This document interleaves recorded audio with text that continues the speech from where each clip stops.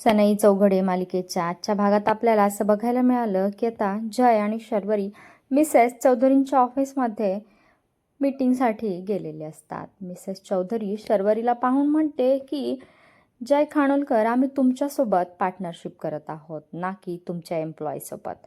आणि ही काय आम्हाला प्रेझेंटेशन देणार आहे, तर मला असं वाटतंय की जय तुम्ही स्वतःच प्रेझेंटेशन द्यावं. त्यावेळेस मात्र जय शर्वरीवर विश्वास दाखवतो आणि म्हणतो की एकतर ती माझी गर्लफ्रेंड नाही आहे आणि ती आमच्या ऑफिसमधली एक खूप खूप टॅलेंटेड अशी एम्प्लॉई आहे.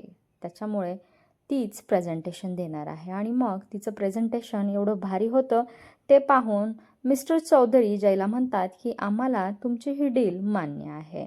आणि त्यानंतर जय मात्र म्हणतो की मी ही डील तेव्हाच मान्य करेल जेव्हा मिसेस चौधरी शर्वरीची माफी मागतील.